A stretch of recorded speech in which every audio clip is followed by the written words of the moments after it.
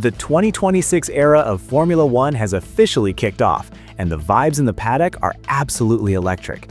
In today's video, we're breaking down Alpine's first miles with their new beast at Silverstone and the mysteries surrounding that rainy filming day. Plus, McLaren just sent shockwaves through the grid with a development strategy that's a total 180 from their rivals. And of course, we've got the official reveal of the Mercedes W17, featuring massive new tech partnerships and a design that looks ready to put the silver arrows back on top. There is so much to unpack, and we're diving into every single detail right now. We all know this preseason period is usually a game of smoke and mirrors, but Alpine couldn't stay under the radar for long. Recently, footage leaked of the new A526 tearing it up at a wet Silverstone, and it immediately put the entire field on notice. The team tried to play it cool by using a throwback livery from early 2025 to hide the details, but eagle-eyed fans and experts didn't miss a thing. The car was spotted with Pierre Gasly behind the wheel, and the technical departures from last year's A525 are massive. What we're looking at is a car that seems to embrace the 2026 nimble car concept to the max, smaller, lighter, and more aggressive.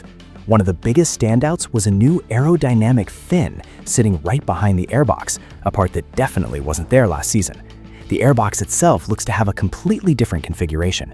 We also noticed that the wheel brows overhanging the front tires are gone, and the front wing end plates have a much more intricate shape.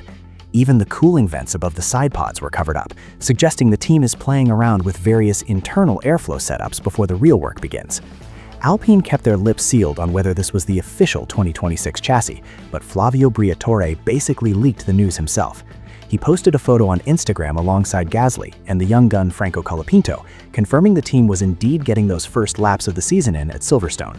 This filming day is huge. Even though they're capped at 200 kilometers, it's a vital shakedown to make sure all systems are a go before heading to Barcelona. It's the first real-world test for that new power unit, where the 50-50 split between electric and combustion power has to work in perfect harmony. The hype for the official launch is through the roof, scheduled for this Friday, January 23rd. And get this, it's the exact same day Ferrari is pulling the covers off the car that Lewis Hamilton will be driving this year. Seeing Alpine on track with Gasly and Colapinto brings a fresh energy to a team that's been in a rebuilding phase for a while. Having Colapinto, who brought so much fire to the grid last year, paired with Gasly's veteran experience could be the secret sauce they need to move up the order. But the real story here is the tech leap. This A526 looks way more refined than the early renders we were seeing a few months ago. Choosing Silverstone for a shakedown, especially in the rain, shows a lot of confidence. Seeing the car handle iconic spots like Maggots and Beckett's with that level of visual stability was impressive. But the million-dollar question remains, will these aero changes like that new fin and the revised wing be enough to hang with the heavy hitters? We know McLaren and Mercedes are coming in hot, and the development war during this season is what actually decides the championship. Speaking of staying ahead of the curve, I want to invite all of you who live and breathe F1 to join the family here at Formula News USA. In this new 2026 era, being just a fan isn't enough. You need to know the tech, the politics, and the data that actually drive the results. By subscribing to the channel, you're making sure you get the most analytical, deep dive coverage of every single move in the paddock. Go ahead and hit that subscribe button right now and smash the like button while you're at it. It honestly helps the YouTube algorithm realize that US fans want this kind of high-level F1 content. And I really want to hear from you guys in the comments. What do you think of Alpine's new look with Gasly and Colapinto? Do you think they have a shot at being the best of the rest this year? Drop a comment below and let us know what city and state you're watching from. We love seeing how far the F1 community is spreading across the states. Share this video with that one friend who's still confused about the 2026 engine changes. Now, don't go anywhere because McLaren's strategy is causing a massive stir, and it might just be the gutsiest move we've seen in years. While Alpine is rushing to get every second of track time they can, McLaren is taking a path that has a lot of people in the paddock scratching their heads. While most teams, including Ferrari, have been vocal about bringing what are basically Spec B cars to the season opener in Australia, the Woking outfit is bucking that trend entirely. McLaren's game plan for the start of 2026 is to bring 0 major upgrades between the Barcelona preseason tests and the first race in Melbourne.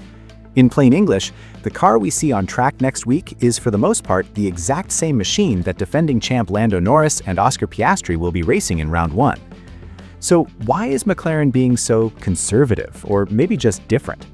Rob Marshall, their chief designer, who has a massive track record, explained that they want to focus 100% on wrapping their heads around the MCL40 platform before they start throwing new parts at it. Remember, 2026 is a total clean sheet of paper. Everything is brand new. the active aero, the power delivery from the hybrid system, and even the car's physical footprint. For McLaren, bringing a suitcase full of new parts right out of the gate would just muddy the waters when they're trying to analyze the data. They'd rather understand how the air flows, how the suspension reacts, and most importantly, see what the other guys have cooked up. It's a classic wait-and-see move. Sometimes it's better to be inspired by a rival's genius solution before you blow your budget in the wind tunnel on something that might not even work. And speaking of budgets, this has cost cap era written all over it. In a world where every dollar is tracked, manufacturing 2 or 3 different aero packages in less than a month is a huge financial gamble. If McLaren nails the base design, they save a ton of cash for mid-season development when it really counts. Marshall mentioned something pretty interesting about ride height too. With the new regs, ground effect isn't as extreme as it was last year, so teams are still trying to find that sweet spot for height and rake. The trip to Barcelona is going to be all about finding out where this new beast actually wants to live. Another technical shift to watch on the MCL40 is the suspension. McLaren decided to flip the script and move from a pull rod to a push rod front suspension. It might sound like inside baseball, but it changes everything about how air gets shoved into the side pods and under the floor. According to the team, this was a purely aero-driven call. They tested both and realized the push rod just played nicer with the new front wing design. It's wild to see how in 2026, the mechanical side of the car is basically just a servant to the aerodynamics. Now, the thing that really caused a stir in the paddock was the news that McLaren is straight up skipping day 1 of testing in Barcelona. They might even wait until day 3 to turn a wheel. While Audi, for example, did their shakedown weeks ago and wants to be at the end of the pit lane at 9 a.m. on Monday, McLaren is playing it cool. Team principal Andrea Stella insists this is all Plan A. The car is currently in Austria, getting its brains beat out on the AVL dynos to make sure all the systems don't go pop when they finally hit the track. Stella's logic is to give the factory as much time as possible for development. Every extra day in the wind tunnel or running CFD simulations is a day of theoretical lap time gained. It's a high-stakes gamble. You trade track mileage for a few extra ticks of aero efficiency. Since McLaren finished 2025 on top of the world with the Constructors' title and Lando's championship, they feel like they've got a solid foundation and don't need to panic. They trust their process and the culture they've built. And that culture is still all about those papaya rules. Even with Lando wearing the crown, Stella made it crystal clear that Oscar Piastri is getting equal equipment and equal opportunity. They believe the secret to their success was that transparency and the way the drivers back each other up. Sure, things got a little spicy at times last season, but the team says they've streamlined their internal racing principles to make things simpler for 2026. The goal is fairness and sportsmanship, but without letting the internal battle hand a win to Mercedes or Ferrari on a silver platter. It's a delicate balance when you've got 2 of the best young talents on the planet fighting for the top spot. What we're seeing from McLaren is extreme confidence. They don't seem worried about what the Ferraris or the Mercedes of the world are doing right now. They're playing the long game. But you have to wonder, will that lack of track time in Barcelona come back to haunt them in Australia? At the end of the day, there's no substitute for real asphalt when it comes to understanding tires and active aero. We'll find out soon enough, but one thing's for sure, McLaren isn't here to follow the crowd. They're trying to dictate the pace of the season, even if it means starting a little late. If McLaren is playing a game of chess, Mercedes just decided to drop the hammer by revealing the first images of their 2026 challenger, the W17 Performance. After a few rough years in the ground effect era between 2022 and 2025, the Brackley squad looks like they've found a second wind with these radical new rules. This car isn't just an evolution, it's a total reboot. And the first thing that hits you is that fresh paint job. Mercedes is going back to a high-contrast mix of their classic silver and that deep black they've used so well lately. It's all tied together by a Petronas green flow line that sweeps across the side, making the car look fast even when it's standing still. But the W17 is way more than just a pretty face. This car was built for the new nimble car regs, which means it's smaller, narrower, and most importantly, a lot lighter. The whole point of the 2026 changes is to make the cars more agile, to encourage wheel-to-wheel racing, and Mercedes clearly got the memo. The W17 features active aero, basically movable front and rear wings that can dump drag on the straights and crank up the downforce in the corners. Plus, the heart of this thing, the power unit, now splits its output almost 50-50 between the combustion engine and the electric side, running on 100% sustainable fuels. It's a completely different animal than what we've been watching for the last decade. Toto Wolff didn't hold back during the reveal. He said that W17 represents the collective, sustained effort of the teams at Brixworth, where they build the engines, and Brackley, where the chassis comes together. The rumor mill in the paddock is already spinning fast, with whispers that Mercedes engine development is miles ahead of the competition, giving off serious 2014 vibes. While we don't expect the gap to be quite that massive this time around, the confidence coming out of that team right now is palpable. Digging into the technical side, the Mercedes is running a pushrod suspension setup at both the front and the rear, which seems to be the trend for 2026. However, it's the side pods that really have the tech geeks talking. While most of the grid, including McLaren, went with a downwash style that slopes toward the floor, Mercedes showed off something unique. On the W17, the side pods actually rise back up at the rear. If this is the real design and not just some render day trickery, Mercedes might have found a silver bullet in the regulations that nobody else saw coming. And we have to talk about the big money partnerships.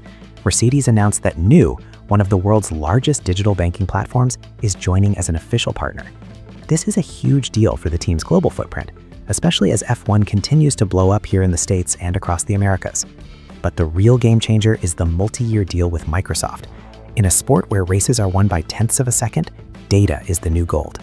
The W17 is packed with over 400 sensors, pumping out more than 1 million data points every single second. Microsoft is putting its Azure cloud and AI tech right at the center of the team's operations to analyze tire wear, aero performance, and race strategy in real time. Using AI for simulations and GitHub to speed up their engineering workflows puts Mercedes on the absolute bleeding edge of technology. The driver lineup stays solid, with George Russell, who's now the seasoned leader of the squad, and the young phenom Kimi Antonelli, who's got the massive task of filling the shoes of the greatest of all time. They'll be heading to the Barcelona shakedown next week before a massive season launch event on February 2nd, and then it's off to official testing in Bahrain. Mercedes isn't just looking to participate this year, they're looking to take their throne back. We know the fight is going to be brutal. Ferrari is coming in hot with Lewis Hamilton now in red, and you can never count out Red Bull or McLaren, especially since Lando is the man with the number 1 on his car.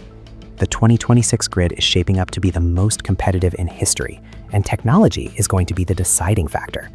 But before we get deeper into the driver rivalries, we need to talk about how this AI and data-driven approach is going to change the way we actually watch the races. The future isn't coming, it's already here, and it's painted silver and black. This integration between Mercedes and Microsoft isn't just a marketing gimmick or a cool logo on the side of the car. It's the literal backbone of their competitiveness in this new era. Just think about what it means to process over 1 million data points every single second in real time. Every time George Russell or young Kimi Antonelli dives into a hairpin, the engineers back in Brackley and the strategists on the pit wall are getting instant feedback on how the pushrod suspension is reacting, how the new tire compounds are wearing down, and most importantly, how the active aero is behaving at that exact moment. Using the Azure cloud to create intelligent virtual sensors allows Mercedes to simulate thousands of what-if scenarios without ever having to bolt a single physical part onto the car. That is what we call extreme efficiency in modern Formula One, where budgets are tight and you can't afford a single swing and a miss. This cutting-edge tech is exactly what could give Mercedes the competitive edge they've been missing over the last few years. While the engineering squad uses tools like GitHub to move faster than ever on software updates, the strategists are leaning on AI to predict what rivals like Ferrari or Red Bull are going to do next.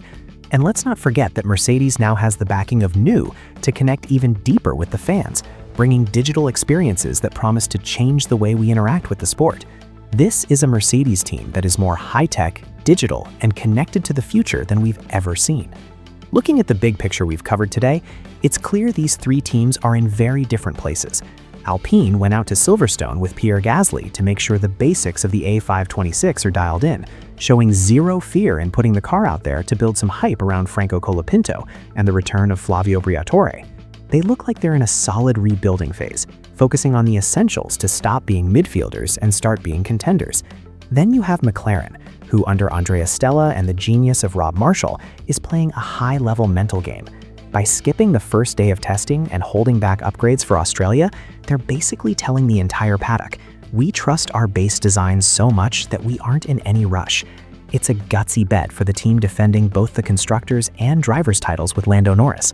On the flip side, you have Mercedes, who seem to have done the most complex homework of all, pairing a new engine, already rumored to be a monster, with an enviable data infrastructure. The W17 is a tech masterpiece, and their choice of a full pushrod suspension and side pods that buck the downwash trend shows they aren't here to copy anyone. They're here to set the standard. But don't think the rest of the grid is just sitting around. We've got Lewis Hamilton finally in Ferrari red, Charles Leclerc looking to cement his spot as the leader of the Italian stable, and the arrival of Cadillac with the duo of Sergio Perez and Valtteri Bottas, who are definitely going to give the works teams a run for their money. This whole shift confirms that Formula One has never been more vibrant. The new engine regs, now featuring Ronda providing top-tier power units, and that massive jump in electric power have changed the sound, the speed, and the strategy of racing forever. The balance between the internal combustion engine and the electric motor is going to require a much more cerebral driving style than what we've seen in the last decade. The driver who manages their energy best and masters the secrets of active aero will be the one hoisting the trophy at the end of the year. And Lando Norris, as the defending champion, knows he has a massive target on his back. Oscar Piastri isn't going to make it easy, and McLaren will have to manage that internal rivalry and their papaya rules perfectly to avoid handing the title to Mercedes or Ferrari on a silver platter. The 2026 season is a total turning point. It's the year where technology, sustainability, and pure racing come together in a way we never imagined. We're going to be tracking every single mile of these tests in Barcelona and Bahrain to bring you the full breakdown. What we saw today is just the tip of the iceberg. The mystery at Alpine, the strategic patience at McLaren, and the technological muscle of Mercedes are just the opening chapters of a story that's going to be epic.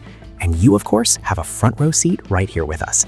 Before we wrap this up, I want to say that your support is the fuel that keeps Formula News USA running. If you made it this far and haven't joined the family yet, definitely hit that subscribe button right now. It doesn't cost you a dime, but for us, it's the difference between growing this community or staying stuck in the pits. Smash that like button and don't forget to comment on what you think about these Mercedes reveals and McLaren's big gamble. We read every single comment, and it helps us out big time with the YouTube algorithm. We want to know what city and state you're watching from. That's what keeps us motivated to bring the best F1 info to fans all across the country. Thanks for hanging out, for your passion, and for your time. Stay tuned because 2026 is just getting started, and the surprises aren't going to stop. On the end screen, I'm leaving 2 more videos I know you're going to love, so you can stay ahead of the game. A huge thank you for watching, keep it pinned, and I'll see you in the next video.